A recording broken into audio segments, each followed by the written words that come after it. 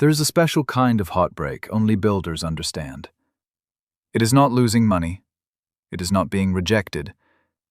It is walking into the building you created, seeing the people you hired, passing the machines you helped bring to life, and realizing something impossible has happened. They don't want you there anymore.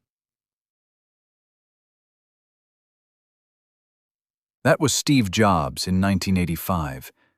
He was only 30 years old. Most people at 30 are still trying to figure out who they are. Jobs had already helped build one of the most important technology companies in the world. Apple had started in a garage, a real garage. 2 young men, a few machines, a strange belief that computers should not belong only to corporations and scientists, but to ordinary people. And for a while, Steve Jobs looked unstoppable. Magazines called him a visionary. Investors watched him like a prophet. Young engineers followed him because he made them believe they were not just building computers, they were building the future. But there is one thing every founder learns eventually. A company may begin with a dream, but once it becomes big enough, it also belongs to managers, investors, numbers, and boards. And boards do not worship vision. They count. In 1983, Jobs convinced John Sculley, the president of Pepsi, to join Apple as CEO. The pitch became legendary. Jobs looked at him and asked, "Do you want to sell sugar water for the rest of your life? Or do you want to come with me and change the world?" Sculley came. At first, it felt like the perfect match. Jobs had the fire, Sculley had the business experience. Apple had the attention of the world. Then came the Macintosh. In 1984, Apple launched the Mac with huge ambition. It was beautiful, different, human. The kind of machine Steve Jobs believed could change everything. But there was a problem. It was expensive, and it was not selling fast enough. Inside Apple, pressure started building. Sales were disappointing. Departments were fighting. Jobs was demanding, impatient, and often brutal with the people around him. He wanted perfection, but sometimes he made the process painful. The board began to wonder if the genius who built the dream was also becoming dangerous to the company. And then, the betrayal came from the man Jobs had personally brought in. John Sculley sided with the board. The fight was no longer about products. It was about power. By 1985, Steve Jobs was stripped of real control. His authority disappeared piece by piece. Meetings happened without him. Projects moved on without him. The company he created was learning how to live without its creator. Imagine that. You build something from nothing. You give it your youth, your obsession, your reputation, your sleep. And then one day, the thing you built becomes strong enough to push you out. Jobs did not leave like a hero. No applause, no final victory speech. Just a 30-year-old founder walking away from the company that had once been his entire identity. And that is the part people forget. Steve Jobs did not just lose a job. He lost the place where his soul had been living. Apple was not just a company to him. It was his child. He had named it, fought for it, screamed for it, slept on factory floors for it, obsessed over tiny details most people would never notice. The curve of a corner, the beauty of a font, the feeling of opening a machine for the first time. And now he was standing outside the gates, while the child he raised called someone else father. He could have disappeared.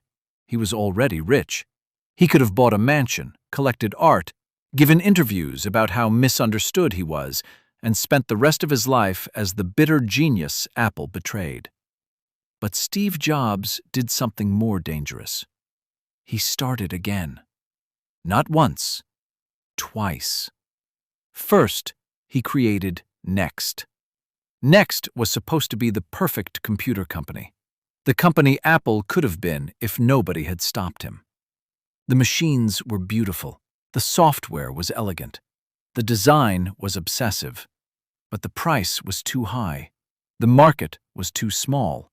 And once again, Jobs had to face a painful truth. Being brilliant does not automatically mean people will buy what you build. Next did not become the giant he hoped for. From the outside, it looked like another failure. But hidden inside that failure was something Apple would one day desperately need: the software. Then there was Pixar. Jobs bought a small computer graphics division from George Lucas for $5 million. At the time, it did not look like the future of animation. It looked like a strange, expensive experiment. Most people saw hardware. Jobs saw storytellers. So he kept funding it. Year after year, loss after loss. He poured money into Pixar while Next struggled, while his reputation was uncertain, while the world wondered if Steve Jobs had already had his best moment. And then, in 1995, Pixar released Toy Story, the first fully computer-animated feature film.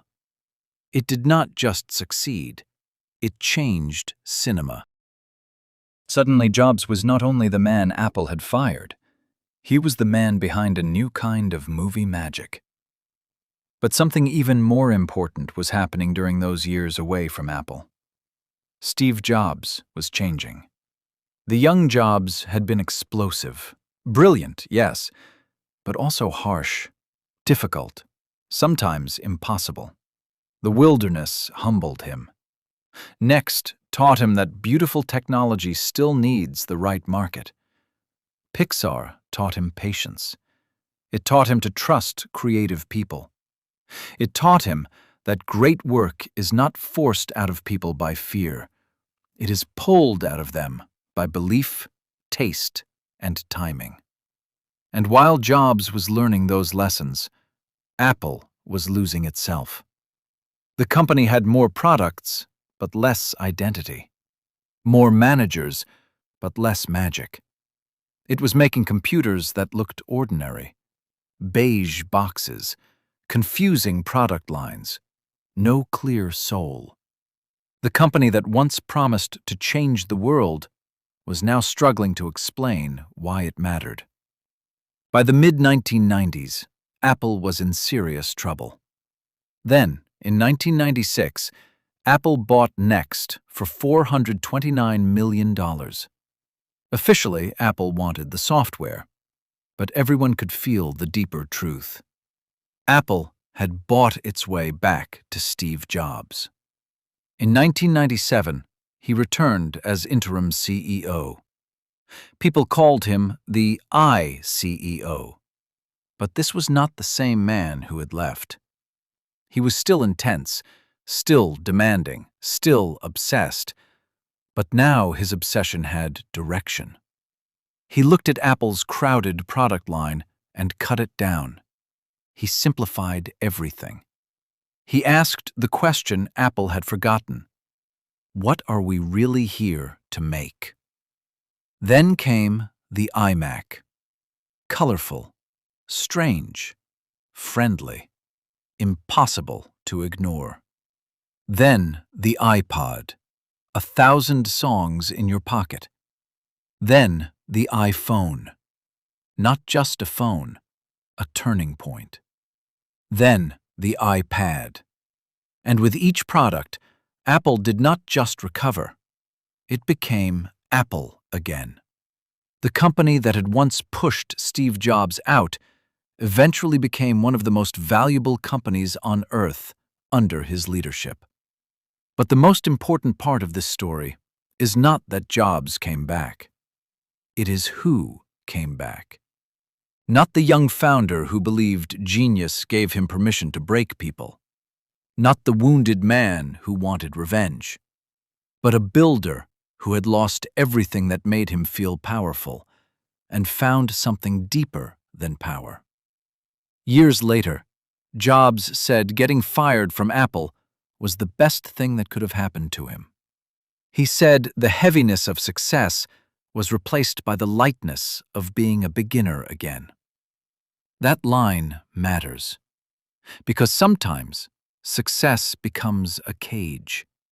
People expect you to always be right. Your title becomes your identity. Your company becomes your mirror. And if you are not careful, you stop learning because everyone around you is too afraid to tell you the truth. Getting fired broke Steve Jobs, but it also freed him. It forced him to become a beginner again. Next taught him software. Pixar taught him storytelling. Failure taught him humility. And losing Apple taught him something success never could.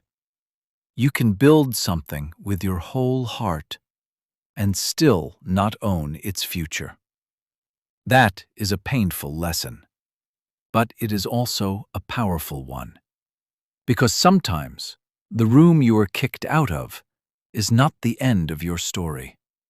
Sometimes it is the room that was too small for the person you still had to become. Sometimes your greatest humiliation is not proof that you failed. Sometimes it is preparation. Steve Jobs died in 2011, still working, still fighting, still obsessed with building things that felt simple, beautiful, and alive. But he did not die as just the boy who started Apple in a garage. He died as the man who came back. And maybe that is the real story. Not that he built Apple, but that Apple broke his heart. And somehow, that broken heart came back stronger. So now I want to ask you, was getting fired from Apple the best thing that ever happened to Steve Jobs? Or did Apple waste years of his genius by pushing him out? Tell me what you think in the comments. And if you are building something right now that nobody understands yet, welcome to Tales by So. Here, we tell the stories of people who were broken before they became unforgettable.